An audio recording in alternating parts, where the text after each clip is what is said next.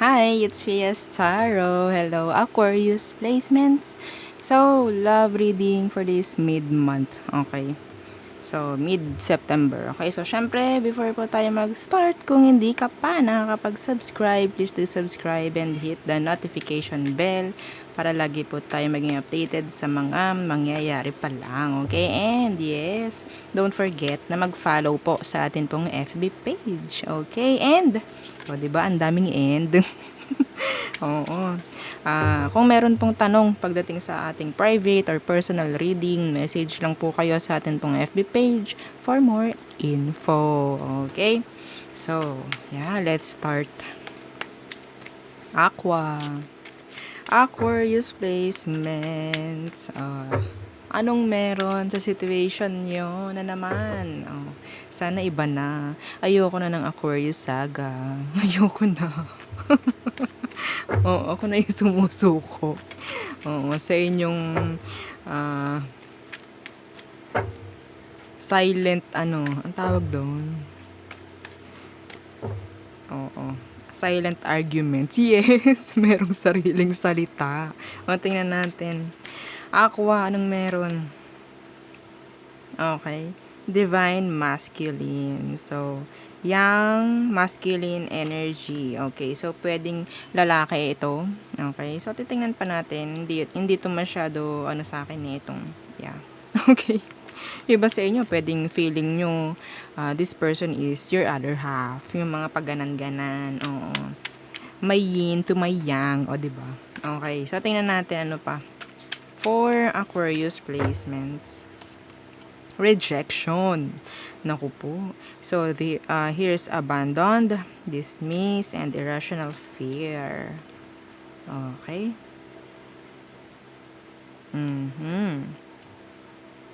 So, parang gusto ko pang kumuha. Ay, wow. Ay, wow talaga po. Opo.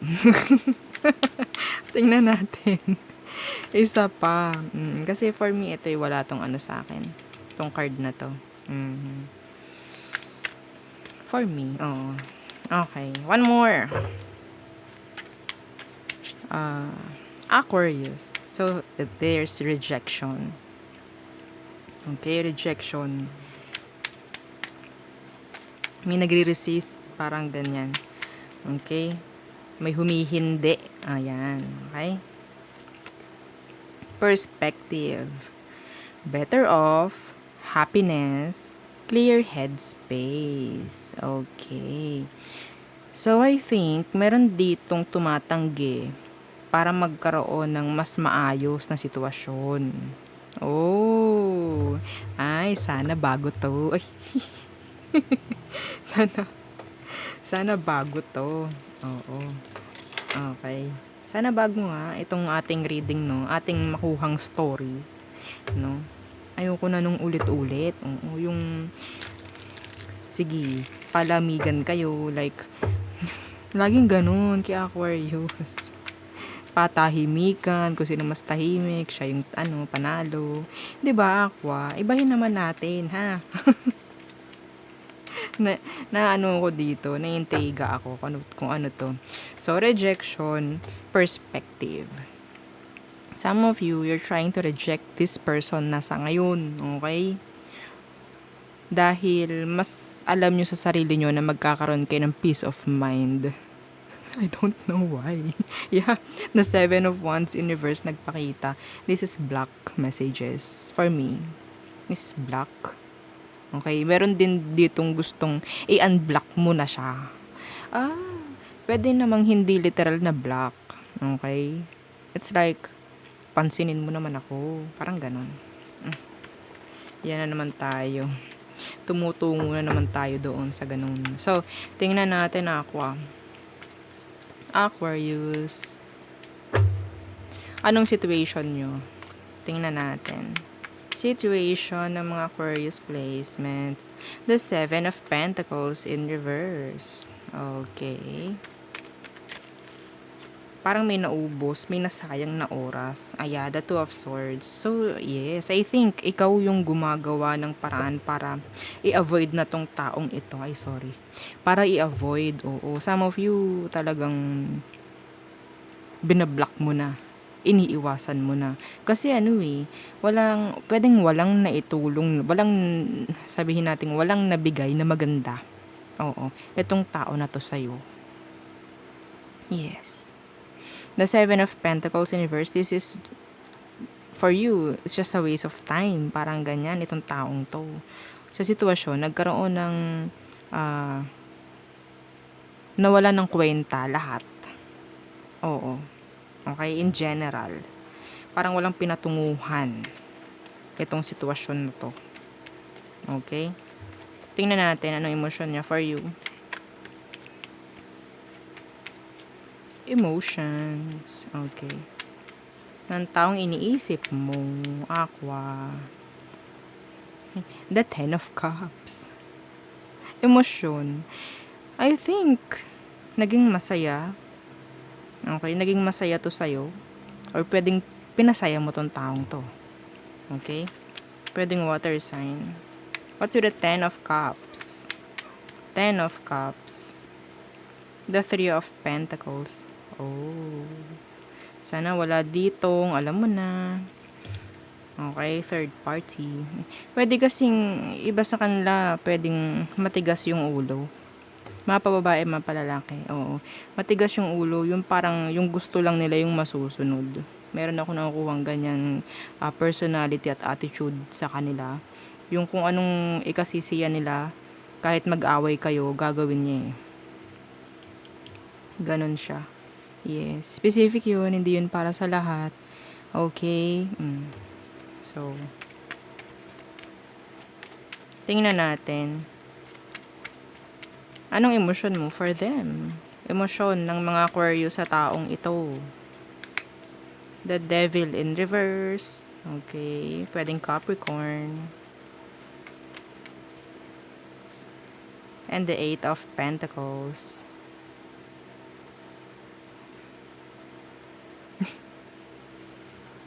Yeah. The Hierophant in reverse. Ito na nga yung sinasabi. Rejection and perspective. Okay? It's like, pagdating sa emosyon, hanggat wala kang nakikitang masama, hanggat wala kang nakikitang bad intention, or nararamdaman na bad intention dito sa taong to, makikipag-ayos ka eh. Oo. I-work out nyo to. Oo, parang ganyan. Pero I think, wala kang nakikitang ganun. Wala. Kaya mas pinipili to. Iba sa inyo, talagang nakafocus na lang din eh, sa sarili. Okay, mas maganda na to. O better off. Mas maganda na tong ganito. Mas masaya ako eh. Maybe, pwedeng itong taong rin ito is like, ayoko rin itong makasama. Ito muna si Aquarius. Time off muna. Time out muna. Oo. Time freeze. Sinasabi. Sabi ng iba, sabi ng mga bata, time purse. Okay. Stop muna. Avoid muna natin yung isa't isa. Tingnan natin kung magiging okay. Like that. No? Ay, iba to. Ibang kwento to. Oo. Tingnan natin anong next action ng taong ito. Okay. Anong next action niya? Alam nyo, kung nakikita nyo, kung nakangiti ako. Kasi iba yung reading. Tingnan natin. Anong next action niya? Pagdating sa'yo. Okay. The Six of Cups. Ay, alam nyo, pareho kayo. I think you're mirroring each other. Like, okay, sarili ko muna. Parang ganyan. Sarili ko muna, kasiyahan ko muna, work ko muna. Okay, parang ganun. Kasi mas okay. Yeah, mas okay. Ayoko nang maubos pa yung oras ko nang wala lang. Parang ganyan eh. Kung may makikita ako na parang plano, kung may cooperation dito, why not choknat? Parang ganun eh. Pero wala eh. Okay. Kung i-reject mo ko, i-reject din kita. May ganun. So, next action ng taong to is the Six of Cups in reverse. So, pwedeng hindi pa rin totally nagagawa ng paraan na mabigyan ng sabihin nating solusyon, okay, yung sitwasyon sa past. Hindi pa rin healed, hindi pa rin okay. So, tingnan natin. Oh, the Knight of Wands in reverse and the Moon. I think this person, pwedeng sabihin nating iba sa ginagawa mo. Okay? Kung ikaw, focus ka sa growth, focus ka sa career, okay? Basta in general, paglago. Itong taong ito, ang focus niya is kasiyahan na parang pangsarili lang. Okay? Yung iba sa kanila, it's like, walwal doon, walwal dyan, inom doon, inom dyan, parang ganun. Okay? Yes, ang focus is sarili, pero iba yung goals. Iba. Okay, the Knight of Wands in reverse. Itong taong to, may chance na, eto ha, specific, nagda-drunk text. Okay, magda-drunk text. Drunk message. I don't know.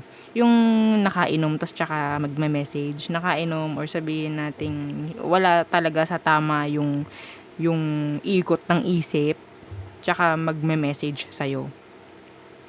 May ganito. Kasi yung iba sa kanila is hindi pa rin totally talaga. Some of them may revenge. Okay? Some of them still having a grudge. Okay? May chance na guluhin ka nito. Kung gusto mong hindi magulo ng taong ito, focus ka lang sa ginagawa mo. Okay? Focus ka lang. Huwag ka magpapagulo. Wag. Okay? Iko-confuse ka. Lalandiin ka. Parang ganun yung iba. Yes. Okay? Mas maganda i-avoid mo. Mas maganda alisin mo, kalimutan mo hanggat maaari. Okay? Ano ba yan? Ang daming message. Oh. Tingnan natin, ha? Yung iba sa kanila, nagtatry na kumuha agad ng iba na pamalit. Okay? Ibang pamalit agad. Yes. Huwag kayong matatakot. Ay, naku, ganun ba? Naku. So, yari na, no? Oo, wala na yung focus mo sa ginagawa mo. Itong taong to kasi is, ang focus kasi niya is lumamierda. Oo, magpakasaya. May chance na mag-reach out sa'yo, lalandiin ka,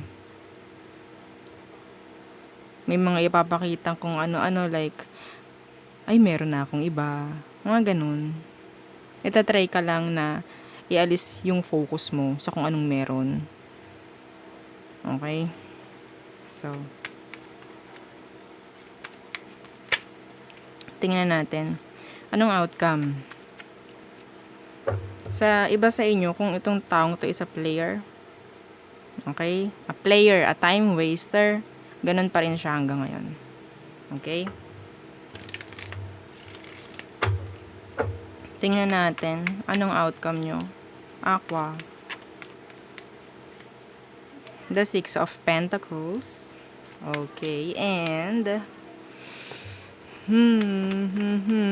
okay, and the Three of Cups and the Lovers.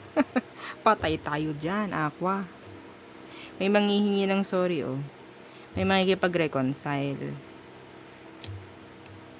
Ito ba? Ito. Ito ang nakasunod. Ito na ang kasunod. Ano po yan? Two of Pentacles. Ano po yung Two of Pentacles? Magdalawang isip ka muna. Or sabihin nating, if they're trying to reconnect in the near future, i-challenge mo. Okay? I-challenge mo. Hindi yung ipapakita mo agad yung sagot. Lalo na kung gusto mo ulit. Pero kung hindi na, then wag mo nang paasahin. Wag mo nang paligoy-liguyin pa. Okay? Tingnan natin anong advice for you. Yeah, the King of Wands. Decisions nasa sayo. Okay? Decisions nasa sayo. Siya yung pwedeng mag-lead. Okay? Hindi ito nakokontrol. Itong si King of Wands. Alam nito ang limits. Alam nito kung siya ipinapaikot. Matalino to. Okay? But yes, they are attractive. Yes. Okay? So, siguro, yung iba sa inyo, kailangan mong mag-attract. Okay? Mag-attract. Hindi tayo yung mag-chase. Okay? So, there. Yun ang ating reading for Aquarius placement. So, thank you. Thank you. Don't forget to like, share, and subscribe, and follow our FB page. Bye. Thank you.